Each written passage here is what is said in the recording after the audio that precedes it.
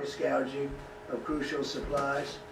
Under that authority, this week, the Department of Health and Human Services, working with the Department of Justice, took custody of nearly 200,000 N95 respirators, 130,000 surgical masks, 600,000 gloves, as well as bottles, many bottles, and disinfectant sprays that were being used. All of this material is now being given to healthcare workers. Most of it's already been given out. And we've given a lot to New York, a lot to New Jersey, a lot to other places.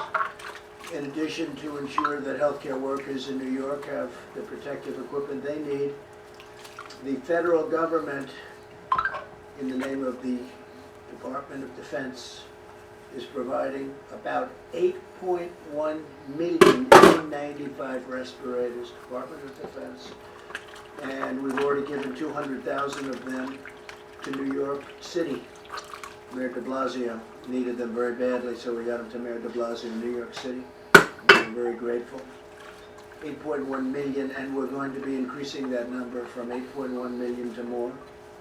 That's a lot of N95 respirators. Today my team spoke with the CEO of Ochsner Health and the CEO of LCMC, the two largest health systems in New Orleans. They said they feel that they currently have enough ventilators.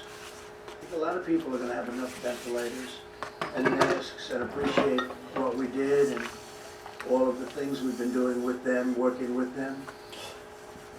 The CEO of Ochsner, Warner Thomas, who's really been fantastic, I have to say, indicated in 230,000 surgical gowns, and I instructed FEMA to deliver them tomorrow, so they'll have the 230,000. It's Louisiana, New Orleans, 230,000 surgical gowns, they'll have them by tomorrow. We're expanding the role of the armed forces in our response effort because no one is better prepared to win a war than the United States military, and we are in a war. The invisible enemy, remember. Over 9,000 retired Army medical personnel have answered their nation's call and are now supporting field hospitals and medical facilities all across the country, like what I just told you, that Governor Cuomo requested we do something in Javits where we take it over, and we're going to have that manned by the military, because it's very tough to get people, more people in the New York area, so we're going to have it manned by the military. Javits Center. National Guard members have been activated to help states build new treatment centers and assist in the seamless distribution of medical supplies. That includes National Guard. The National Guard is assisting very strongly because the states were, in many cases, unable to have the delivery capability from warehouses and other places that we put the supplies. So I've given approval to use the National Guards, the various National Guards in the different states, and they're doing a fantastic job of not only protecting people but delivering material. The Army Corps of Engineers has assessed more than 100 facilities in all 50 states and is rapidly building temporary hospitals and alternative care sites in many states, in New York, New Jersey, Michigan, Pennsylvania, Arizona, California, Colorado, Florida, Illinois, New Mexico, Oregon, Washington, Wisconsin, Ohio. We're doing a lot of work in just those states, plus additionals that are being announced probably tomorrow. They're doing some job. The Army Corps of Engineers, what a job they're doing, and FEMA, what a job they're doing. As we deploy the power of our military, we're also deploying the skill of our doctors, scientists, and medical researchers. We continue to study the effectiveness of hydroxychloroquine and other therapies in the treatment and prevention of the virus, and we will keep the American people fully informed of our findings. Hydroxychloroquine, I don't know, it's looking like it's having some good results. I hope that would be a phenomenal thing, but we have it right now. And approximately now it's increased to 1,500 people. I spoke with Dr. Zucker in New York, who was the guy, by the way.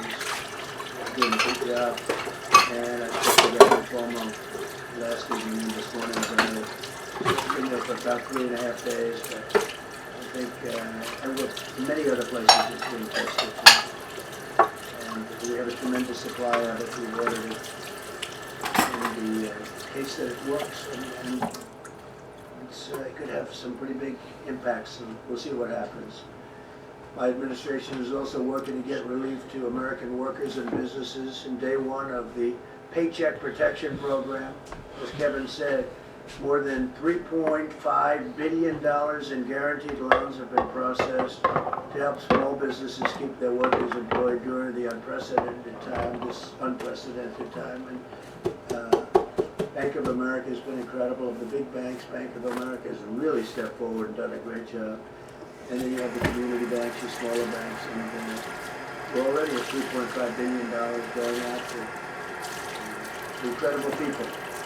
But that's way ahead of schedule.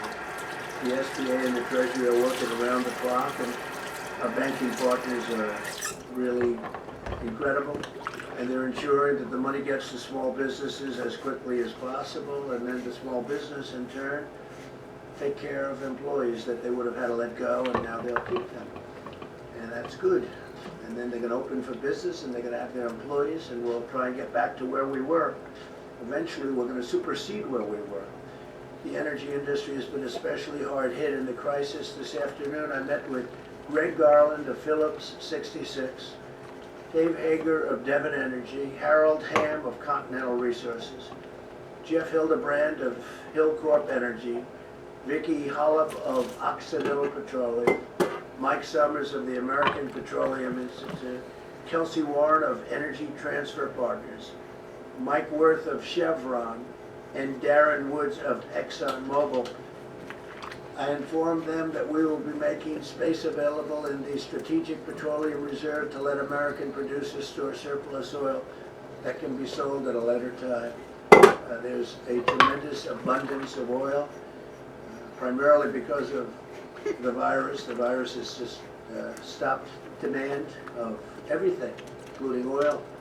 So we're working with our great energy companies. These are great companies. They employ tens of thousands, hundreds of thousands of people. And they've kept America really going for a long time, and no big price hikes, no big anything. I mean, they just kept it going, and now they got hit. But with all the jobs and all of the good that they do, we're going to make sure that they stay in good shape. America's engaged in a historic battle to safeguard the lives of our citizens, our future society. Our greatest weapon is the discipline of the citizens to stay at home and stay healthy for a long time. We intend to stay healthy for a long time. So stay at home. This is ending. This will end. We'll see some bad things, and then you're going to see some really good things. And it's not going to be too long. We will heal our citizens, and we will care for our neighbors, and we will unleash the full might of the United States of America to vanquish the virus. And with that, I'd like to ask Mike Pence to come up, Vice President, say a few words, and we'll have a couple of other quick talks on a couple of subjects, and we'll take questions. And it's a beautiful Friday in Washington, D.C., and our country's a great place, and we're getting better. We're getting better very quickly. This was artificial. We're getting better quickly. We just said, they said, close it down. You have to close it down. We closed it You go on down. Steve's? And we're healing. No, We're going to get it better fast. So, Mike, if you could come up and say a few words, please. Thank you, Mr. President. The President just outlined a number of the decisions that he made today on the unanimous recommendation of the White House Coronavirus Task Force. In addition, some good news. Dr. Deborah Birx will reflect on a moment in some of the areas across America where we see evidence that the mitigation efforts, the American people putting into practice the President's coronavirus guidelines are having a positive effect. In fact, today, California and Washington State, where the coronavirus first emerged in our country, cases remain at a steady but low rate. And, you know, as Governor Newsom said yesterday, we're not out of the woods yet. We continue to flow resources. But we want to commend people in those states and all across the country for putting into practice the social distancing and all the measures that State and local leaders are advising